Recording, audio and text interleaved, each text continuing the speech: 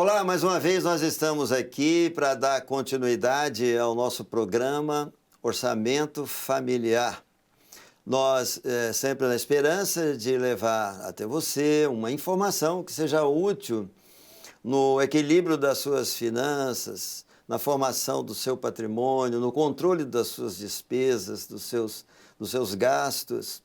E estamos presentes na TV Manaim, no canal 125, também na Sky, no canal 85 e no YouTube. No YouTube você pode ver e rever os episódios e, se tiver alguma dúvida, você pode rever ou ver algum episódio anterior. Pode também colocar dúvida e sugestão nos comentários. Estamos aqui nos nossos estúdios recebendo hoje o professor Fabrício. Fabrício, seja muito bem-vindo. Obrigado desde já por estar aqui conosco. Obrigado pelo convite, pastor João da Mata. E é sempre um prazer aí poder ajudar e contribuir com as experiências que a gente tem aí de mercado, principalmente, né? Muito bem. E levar esse conhecimento para quem precisa, né? Muito bem. Nós vamos hoje falar sobre mercado de capitais, investimento. Falamos muito já de gastos, de despesas. Nós estamos hoje falando sobre investimento, formação de patrimônio, como que faz crescer o capital. E o professor Fabrício tem conhecimento vasto nessa área e nós estamos prontos para extrair dele algo que vai nos ajudar nesse conhecimento. Já, professor Fabrício, iniciando nossa conversa, como é que é a atitude do brasileiro no mercado de capitais, nesse investimento no mercado de capitais, bolsa e outros? Como é que é isso? O brasileiro é participante? Então, é interessante essa abordagem, essa primeira colocação, porque a gente tem, assim, a menor parte da população brasileira hoje fazendo investimentos em mercado de capitais, bolsas de valores, principalmente, né? Dados, por exemplo, da CVM, que é a Comissão de Valores Mobiliários, que faz a regulamentação desse mercado de investimentos de produtos, principalmente de renda variável, né, que tem um pouco de risco nesses investimentos, apontam ali que mais ou menos 5 a 6% da população brasileira, pessoa física, faz investimentos em mercado de capitais. Tá certo. Né? É baixo, né? É Professor, as pessoas têm preocupação com o ganho. Como é que eu vou ganhar, né? Qual é a diferença entre, você falou aí, renda variável, fixo, como é que é? Qual é a diferença? É interessante, porque o mercado monetário, que ele é regulamentado pelo Banco Central, né, e a gente tem aí as instruções dele, ele regulamenta esse mercado da renda fixa, que são, na verdade, os produtos onde você realiza o seu investimento, mas você não tem risco de perder o capital inicialmente investido. Sim, sim. Então você pode ter uma remuneração fixa ou uma remuneração variável, mas o mercado de renda fixa você não tem possibilidade de perder o valor inicialmente investido. Já no mercado de renda variável, não. São produtos com um teor de risco maior e tem produtos que você pode fazer investimentos em que você perde até todo o valor investido e pode, além de perder esse valor, ser chamado a repor outros valores que ficam até negativos na conta. Sim, a rentabilidade de qual dos dois é maior? Essa é uma pergunta bem interessante, né? Porque a gente busca maior rentabilidade, só que a gente tem uma relação muito grande com rentabilidade e risco. Risco, isso. Então, quanto mais você assume o risco, maior é o potencial de ganho do produto. E quanto menor o risco, menor o potencial. Agora eu falo para você, vai ter produtos que vão dar rentabilidade de 10, 15, 20% ao mês. Ou às vezes você tem produtos aí da renda variável que chegam a dar 5, 3% ao dia. né? Só que qual é o risco? A mesma velocidade que você tem para ganhar essa porcentagem, você tem um risco de perder na mesma proporção. Inclusive o capital investido? Inclusive, a perda é sobre o capital investido. Isso na renda variável. Na renda variável. Na renda fixa, por você ter um montante que você aplique e você não tem o risco de perder, aí você vai ter uma remuneração estável. Ela pode variar um pouco a mais ou a menos, mas como você não tem o risco de perder, você tem essa garantia, aí nessa garantia a rentabilidade ou a remuneração sobre o capital ela vai ser menor do que na renda variável. Sim, professor, a poupança é que exemplo de aplicação financeira? É uma aplicação financeira. A poupança é fixo, é variável? Interessante, a poupança, para nós que somos especialistas no mercado financeiro, a gente costuma dizer que a poupança ela não é um investimento. Ela não é?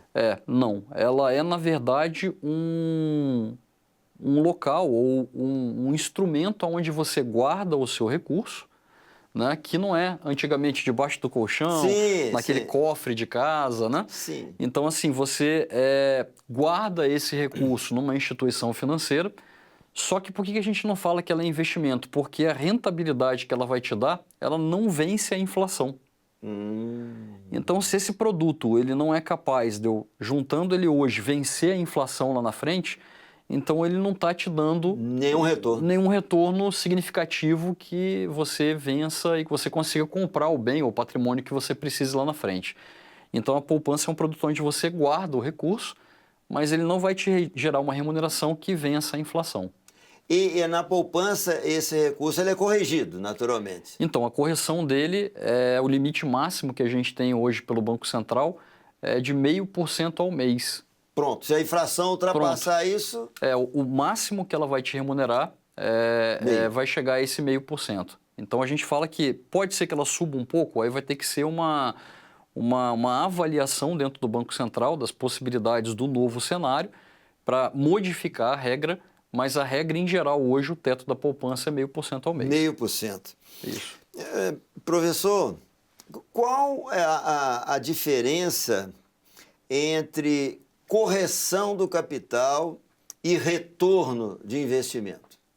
Essa é uma avaliação, uma pergunta muito interessante, porque quando a gente fala do retorno sobre um investimento, aí a gente está pegando, na verdade, e aplicando esse recurso em algum produto que ele dê uma rentabilidade sobre esse investimento, e aí ele retorna isso para você da forma como você pode utilizar, tirar, e ele aumenta realmente o seu capital, né? Não levando em consideração uma correção, mas levando em consideração o que eu consigo investir esse produto e o que ele vai me dar de resultado sobre esse investimento. A correção ela é diferente. A correção é quando o seu capital está aplicado em algum produto e esse produto ele tem ali o seu valor não remunerado. Então, é como se eu estivesse colocando ele, vamos dar um exemplo, né? Eu estou guardando ele em algum produto que não me rende nada. Nada. Absolutamente nada, mas de acordo com um indicador do mercado, uma vez por ano, uma vez a cada 6 meses, eu vou corrigir esse valor sobre esse indicador. Sim. E aí ele passa a valer. Por exemplo, o salário mínimo. O salário mínimo, ele não é um produto de investimento, mas ele precisa ser corrigido. Anualmente ou periodicamente, de acordo com o indicador, que para o nosso indicador a gente tem IPCA, né, que é o indicador de inflação, e aí ele faz uma correção baseada, né, nesse indicador.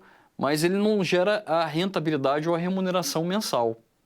Então ele não te remunera. Aí um produto que traz a remuneração, ele vai te trazer, né, a atualização, não do capital, mas o retorno sobre ele no período de tempo que ele tiver aplicado e investido. Tá certo.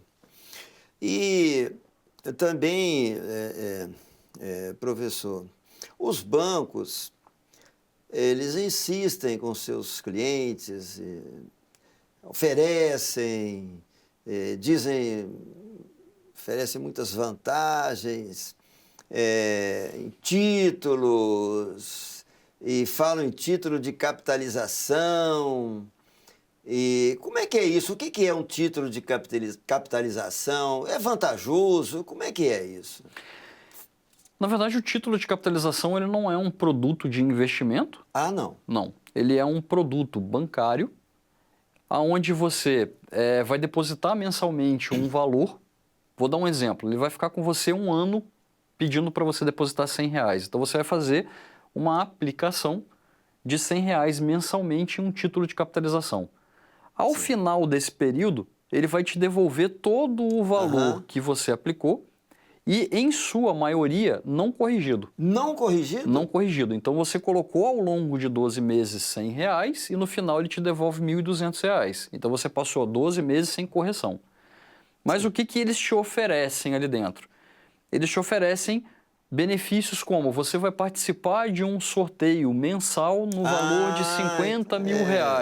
Sim, Né? Então, sim. ele coloca você em um grupo de sorteios ou em um grupo de alguns benefícios para você estar ali inserido na capitalização, que vai correr durante esse período de tempo e você vai contar mais com sorte do que necessariamente fazendo um investimento. Entendi. Esse é o produto bom. capitalização. Muito bem explicado, ótimo.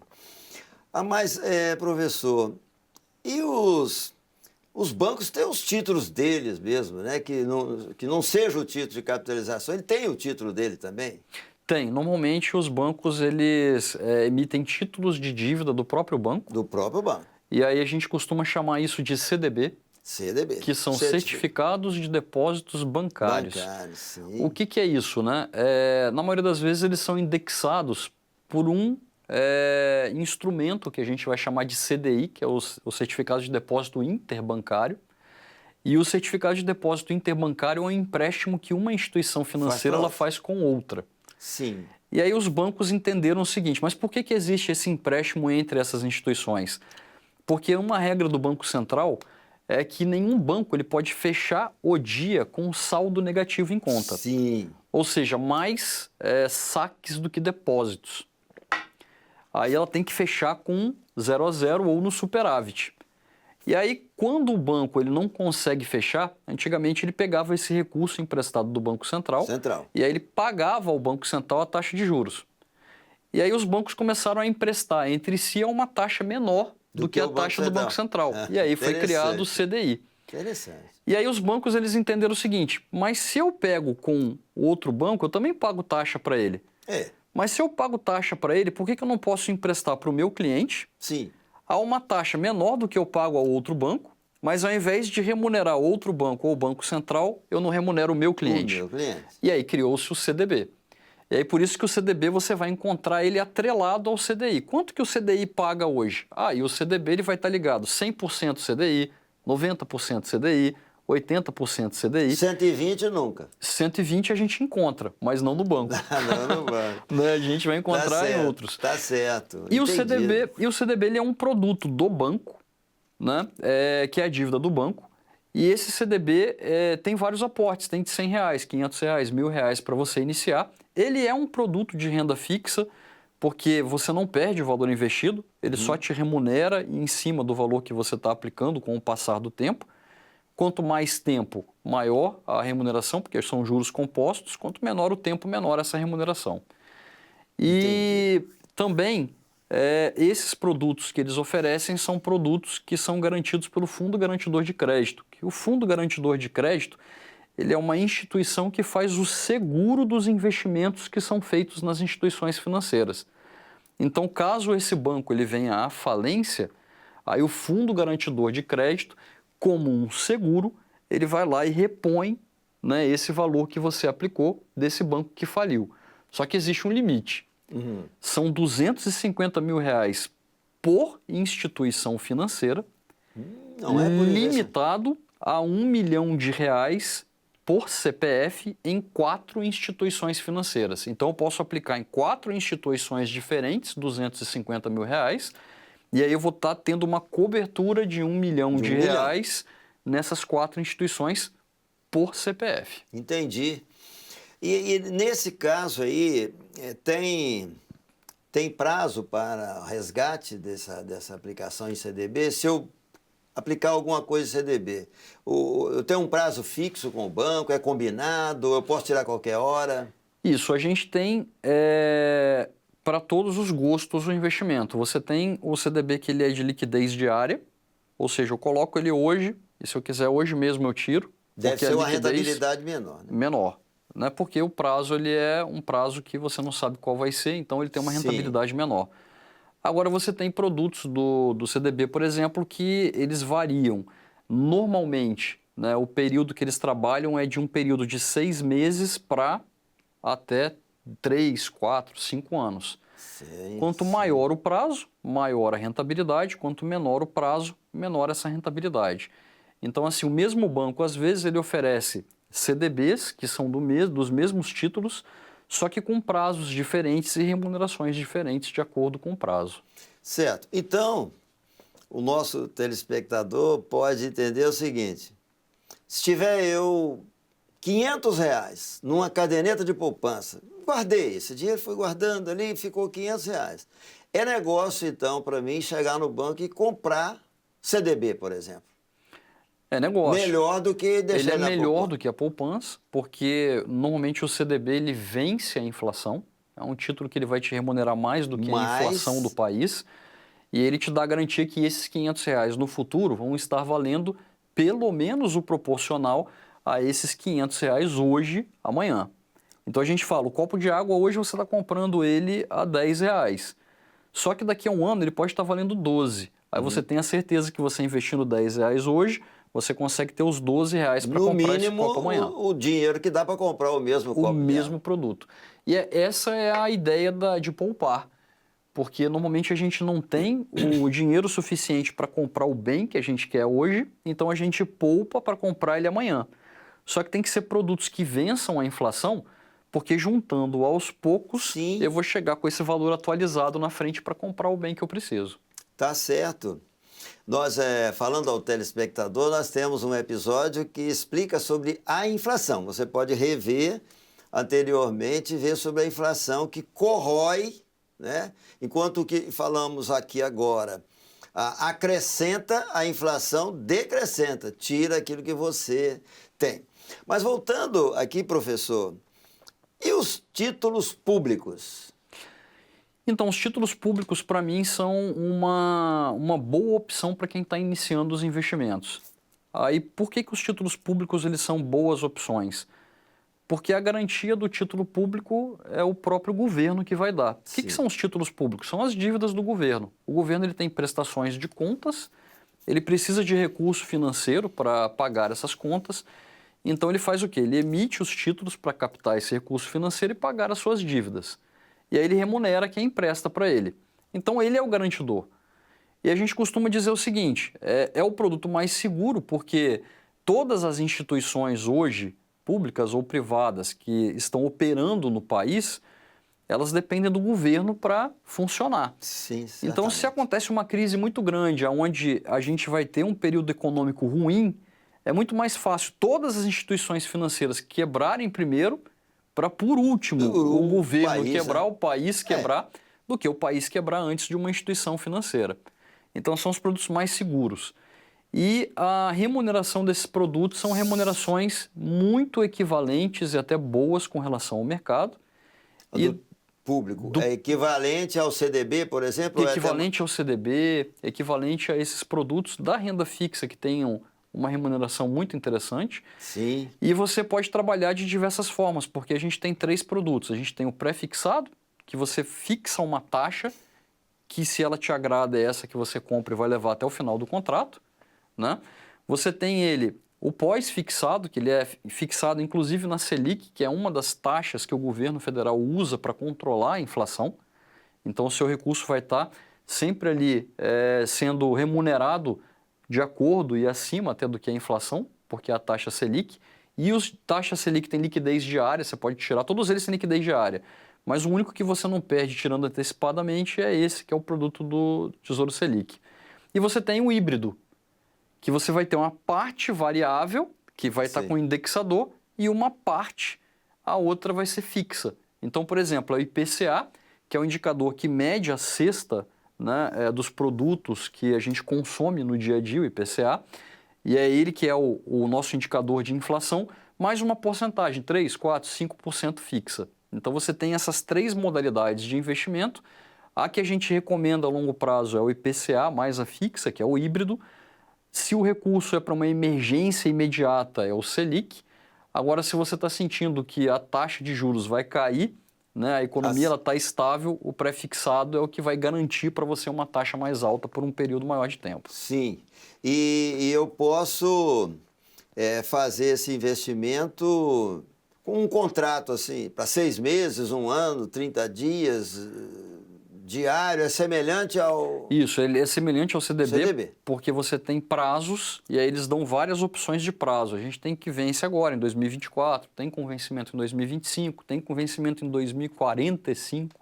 Sim. Então, assim, tem vários prazos e a atualização do valor é diária. Você consegue acompanhar diariamente o quanto que você tem, que você investiu e quanto que ele está rendendo. E aí você consegue saber se vale a pena tirar agora ou não, né, e entender a dinâmica do recurso que você quer investir. Tá certo. Professor, vamos variar a conversa. E se eu tiver o dinheiro e quiser investir em ouro ou dólar? Interessantíssima pergunta. Você consegue comprar ouro e dólar, a gente não compra isso fisicamente. Normalmente o ouro e dólar você entra num fundo de investimentos em ouro e dólar. E aí esses fundos você consegue acionar eles por bancos ou você consegue acionar ele em plataforma multiprodutos, que a gente chama de corretoras. Corretor. Então as corretoras Isso é pela internet, né? Tudo pela internet. E aí você abre o cadastro em uma dessas corretoras e você também pode adquirir. O interessante da plataforma multiprodutos é porque os produtos eles concorrem lá dentro. Então você tem várias instituições financeiras querendo colocar. Então elas oferecem maior rentabilidade até para os produtos de renda fixa e você acessa uma gama de produtos maiores do que o banco ele te oferece, porque o banco ele te oferece o que é dele. Só o que é dele. Nas plataformas multi-investimentos, você consegue acessar vários produtos de várias instituições e de várias remunerações e rentabilidades. Vários segmentos. Então, no caso, se eu quiser investir em ouro, a gente compra um fundo de ouro. Um fundo de ouro e fica aguardando, acompanhando na internet, se valorizou. Isso. Né? A valorização do ouro ou a desvalorização do ouro no período de tempo da aplicação. E aí, esse fundo, ele administra, sim, uma reserva física, né? Claro. E aí, ele trabalha na negociação desses produtos no mercado. Tanto o ouro quanto o dólar. Tem uma reserva física por trás, né? E aí esse fundo, na verdade, ele faz a gestão dessa reserva. Aí esse fundo ele pode estar investindo em outro fundo, que é o mais comum, né? Mas sempre no final vai ter a reserva fixa, física lá no final, garantindo as operações que são realizadas. E aí, nesse caso, a minha garantia de liquidez é 100%, né? Porque se eu quiser vender... A sua garantia... Hoje, se tiver um preço adequado, né? Eu vendi, já tenho dinheiro na conta. Agora, se o ouro estiver valendo menos do que o valor que eu comprei, eu vou perder, naturalmente. Se você tirar, você não tem garantia. Não tem garantia. Então, entendi. Interessante que o fundo de ouro ou de dólar, normalmente ele vai ter um período de investimento também e o saque que você vai fazer pode ser que tenha uma carência. Agora, existem produtos no mercado que são fundos que foram transformados em produtos igual a empresas, e aí ao invés dele te vender uma cota do fundo, ele te vende uma participação nesse fundo, que é uma ação, que é a menor parte de participação naquela empresa, naquele aglomerado. Esse fundo é classificado como ação, negociação em ação, aí você pode vender e comprar no mesmo dia como se você comprasse uma ação de uma empresa. Tá certo. Não? Já caminhando aqui para encerrar nossa conversa, professor, e o mercado de ações, como é que funciona? Eu compro, vendo por mim só, eu preciso de corretora, como é que funciona? Então, o mercado de ações a gente precisa sempre de uma corretora, porque é ela que vai fazer a operação, ela vai disponibilizar para você o caminho para fazer a operação, que é o que a gente chama de home broker, né, que é a plataforma de negociações, e você só consegue através da corretora. E o mercado de ações, a gente tem que entender que a gente está virando um sócio da empresa. Um sócio da empresa. A ação é a menor parte de sociedade dessa empresa. E como todo negócio, a gente sabe, às vezes ele vai muito bem, gera lucratividade, que são os Sim. dividendos, e você tem a participação, e às vezes ele vai muito mal, ele gera prejuízos, e ele não vai te repassar o prejuízo, mas esse prejuízo ele vai ser precificado no valor da ação. Então, se você comprou a R$10, ela vai despencar. Se está indo bem, ela te remunera e sobe o preço da ação. Aí requer um estudo muito detalhado do setor, das empresas, Sim. e também tem que entender se você tem esse apetite para deixar esse recurso financeiro investido, sabendo dos riscos, né, E da esperar um volatilidade. momento, professor, porque aí é o caso da renda variável. Não tem garantia de ter meu dinheiro de volta. Não tem. E aí o mais importante é o que a gente não costuma fazer, né? Você compra quando o mercado está ruim e vende quando o mercado está bom. Essa é a ideia, né? É a ideia, mas a maioria faz o quê? Ouve a notícia que está bom e vai comprar. E aí quando está ruim, ele vai vender. Aí ele vai compra ter prejuízo. Caro e vende barato. E vende barato. Né? Então... Isso é uma verdade. E professor, então, se a empresa tiver lucro e eu tiver uma ação dessa empresa, eu vou ter partezinha daquele lucro. Você vai ter a parte do lucro. Então, a lei das sociedades por ação, que inclusive a CVM é uma das que controla isso, ela fala o seguinte, que as empresas SA, quer dizer, que são empresas grandes de capital aberto, que estão colocando as ações no mercado, elas têm que pagar no mínimo, né, 25% da lucratividade. Sim, tem que distribuir em forma de dividendos. Que é o lucro. Então ela vai pegar esses 25% do lucro, vai olhar a quantidade de ações e vai dividir, e aí vai dar essa fatia para cada ação. Se tiver 10 mil, 15 mil ações, é o proporcional a uma ação. Tá certo. E existe diferentes ações ou é só um tipo de ação que está no mercado? Isso, hoje a gente tem dois tipos de ações. A gente tem a ação ordinária e a ação preferencial. Sim. A ação preferencial você participa como sócio da empresa, mas você não é ativo, tem direito a voto, né? E você nem ser votado. Nem ser votado. E a sua limitação do lucro é de 5% sobre o capital que você investiu. Então ele te retorna 5% do que você investiu. Independente se a empresa está no lucro ou prejuízo. Você vai ter 5%. Isso. A ação ordinária não. A ação ordinária, aí você vota, você participa, você é ativo dentro da empresa e você pode participar dos 25% da lucratividade quando tiver, para mais, dependendo do que a empresa quiser distribuir. 25% é o mínimo, mas ela pode distribuir 100% do lucro. Tá certo. Você tem participação maior. Em 2017... né? A CVM ela incentivou as empresas a ir para o mercado de novo setor, que ele falava, novo mercado. O que é esse novo mercado? É que todas as empresas elas emitissem só ações ordinárias. Entendi. E aí, a partir de lá, de 2007, as empresas elas não podem mais abrir capital com ações preferenciais. Então, quem tinha preferencial manteve as preferenciais ou migrou para as ordinárias. Mas quem entra hoje é ordinária. Por quê? O governo central ele entende que todo investidor ele tem que ser um corresponsável pela empresa que ele está investindo. Entendi. Então não vira um investidor especulativo com ações preferenciais, mas ele passa a ter responsabilidades também pela empresa com as ações ordinárias. Tá certo. Professor, explorando muito o seu conhecimento, sua experiência, o que você diria para uma família brasileira com respeito a esse tipo de investimento? Você acha que todos deveriam ter, ainda que fosse menor ou maior, mas que tivesse algum investimento? Esse é um ponto importante porque a gente está falando de composição de patrimônio. Infelizmente, o Brasil hoje a gente vive uma realidade em que o aposentado ele chega na sua fase de aposentadoria, né? E a maioria da população tem muita dificuldade, aí passa a ter deficiência, né, financeira, déficit financeiro, e precisa do suporte da família para ajudar ele nesse período de aposentadoria. Então você passa a ser uma pessoa idosa, aposentada e dependente de outras pessoas. De outras pessoas da família.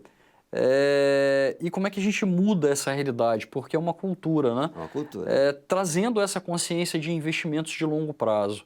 Então, é muito importante que a gente comece a fazer um investimento, por pouco que seja. Eu vou colocar R$ 50, R$ 40, vou colocar R$ 100 por mês em um investimento. Desculpa, não é para colocar e tirar amanhã, não. Para ir deixando para longo prazo. Para o futuro. Pensando no futuro. Muito bom. E aí, construindo um patrimônio que lá na frente, você sabe que você pode contar com ele para uma emergência e que, às vezes, passivamente, quer dizer, esse recurso lá investido te gere uma remuneração que te ajude, junto com a sua aposentadoria tradicional, a complementar a sua renda para arcar com seus compromissos mensais, sem você se depender, ficar dependente de outras pessoas da sua família, que às vezes é seu filho que está ali com o neto junto, ele tem que ajudar o neto, ele tem que ajudar o pai, aí fica aquela dificuldade enorme. Com certeza. Então, essa questão do planejamento de uma aposentadoria, do investimento, ela garante para você um futuro mais tranquilo. E a gente tem que ter essa consciência.